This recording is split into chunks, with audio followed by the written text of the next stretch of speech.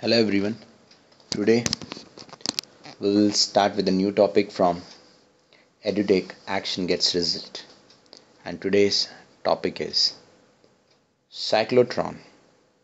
Cyclotron is a topic from magnetic effect due to electric current. And we have distributed this topic in 4 parts. That is principle. We'll understand the principle. We'll understand the construction. We'll understand working, and lastly we'll understand the limitations. In construction also I'll explain you the diagram. In working you'll understand some formulas as well. So let us go to the principle first, as I have seen. What is a cyclotron? Basically the cyclotron is a device, is an accelerator.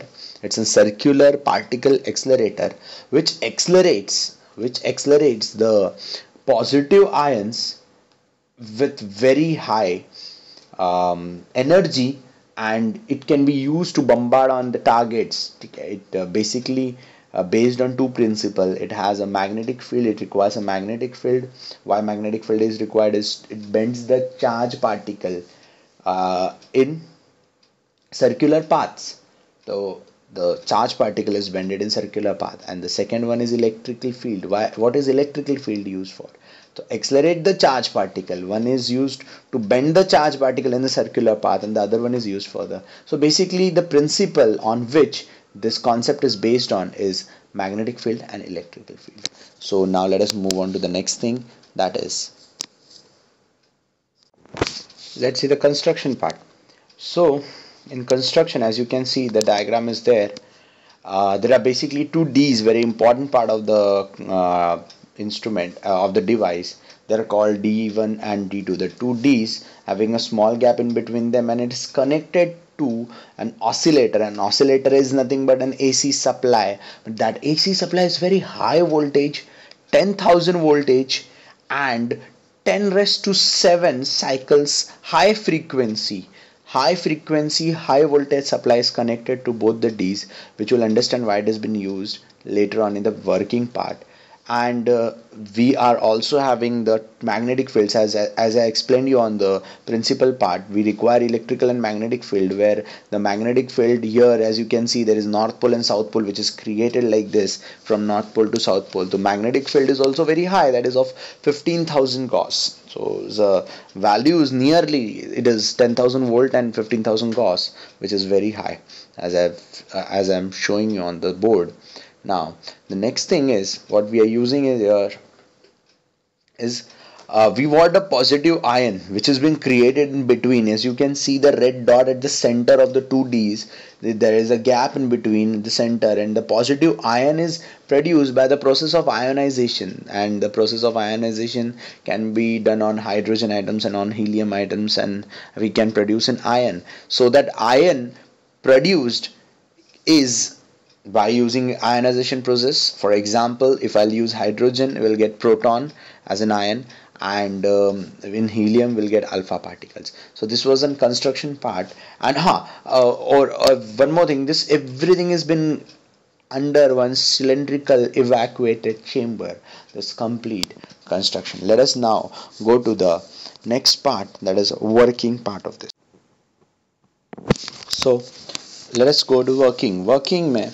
We have two D's, as we have seen in the construction. The two D's are connected with the high frequency oscillator, very high frequency oscillator, that is giving cycles, positive negative cycles. And according to the positive negative cycles, one of the D will be at a point will be positively charged, the other D will be negatively charged at the point.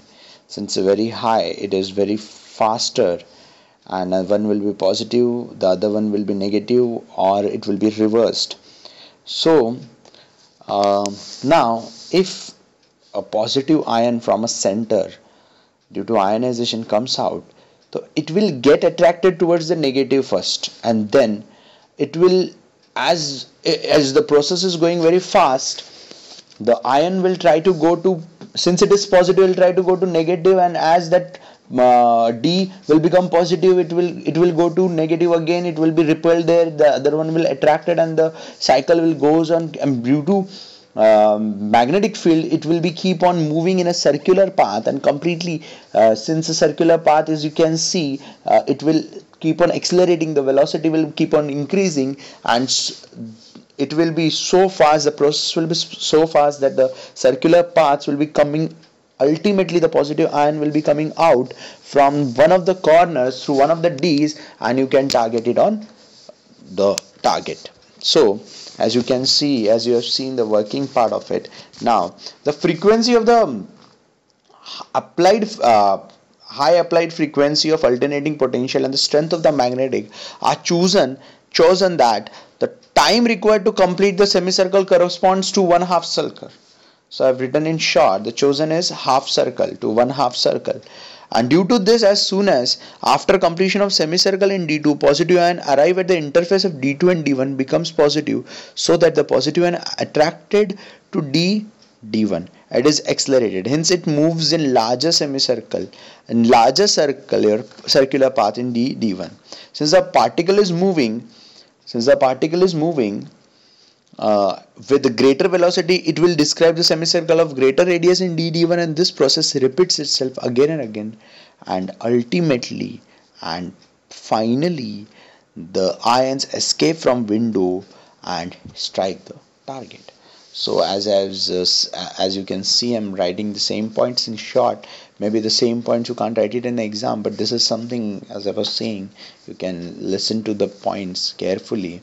So basically both the D's are been used to accelerate, and magnetic and electric field together will create the greater.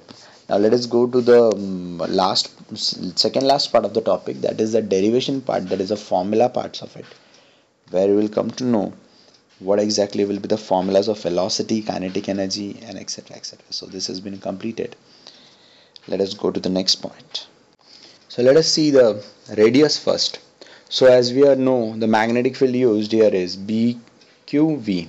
Q is a charge, B is a magnetic field, magnetic induction, and V is the velocity, and the centripetal force is mv square by r, as we all know. And as I said, keep on saying magnetic field is provided by centripetal force. Centripetal force is provided by magnetic field, therefore both are equal. दोनों भी equal हो जाएंगे, तो BQV will be equal to mv square by r, जिसमें V और V cancel हो जाएगा, तो R will be equal to mv by BQ.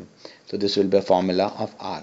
Now in this, as you will see, M, B, Q, as you will see now, M, B, Q, each and every term is constant except V, which is directly dependent on R. So R is directly proportional to V. So we can say that radius of this is directly proportional to the velocity. Now for semicircular path, if we'll see the time period, so omega is equal to, for semicircular path it will be pi by t. For one time, if I'll consider for a one time cycle, so t will be equal to pi by omega. As we know, omega is equal to v by r. R will go up, r by v. R के जगह पे r का value substitute करने का, जो previously हम लोगों ने निकाल के रखा है लास्ट पेज पे, जिसमें v कैंसिल हो जाएगा, तो बचेगा m pi by bq. This is the time of the semi circle, semi path. But अगर कंप्लीट सर्कल का निकालने का, the time will remain same for the other semi circle. As you can see the radius will increase, but it is not depending on the radius and velocity. As you will see the formula, इसके ऊपर जो formula है, अगर उसको ध्यान से देखोगे तो उसमें कहीं पर भी रेडियस और वेलोसिटी नहीं आया. इसके वजह से जो टाइम लेगा वो it is independent. As you can see here, it is independent of R and V, and therefore the complete time period for the complete cycle will be 2 times of small t. So t will be equal to 2 times of small t, therefore it will be 2 into mv by bq, which will be equal to 2 pi m by bq. Now after that, if we'll go to the, if you know the time period, you know the frequency. So how to find out the frequency? The frequency is very simple part, that frequency is equal to 1 by t. The frequency of the cycle will be equal to 1 by t. Now, this will be the reciprocal of it. So this was the formulas. Now you can see the derivation part.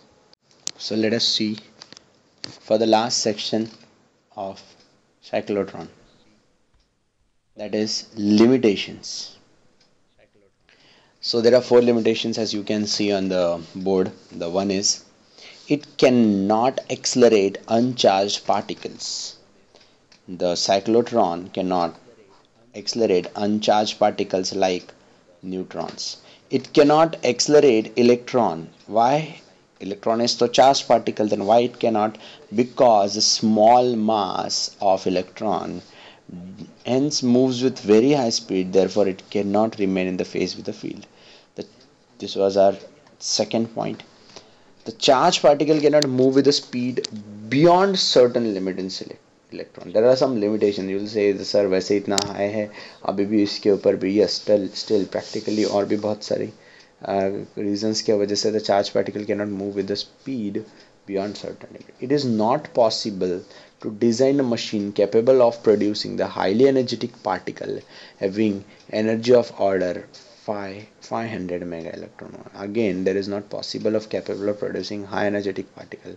इतना भी energetic high particle नहीं produce किया जा सकता जिसका I'm sorry for the spelling जिसका energy is at the 500 mega electron volt. So there are the basically four limitations. One is it cannot accelerate neutral particle, that is neutron. It cannot accelerate negative particle, that is electron, because of the mass, and it cannot accelerate beyond certain limit. The speed cannot move with the charged particle cannot move with speed beyond certain limit. It is not possible to design a machine capable of producing highly energetic particle having energy of order 500. So this was our limitations, and so I hope so. Today's topic, cyclotron, a big topic it is. By four parts I've explained. Let us meet you next time with new concept of physics. Action gets results by Infiniti. Have a nice day.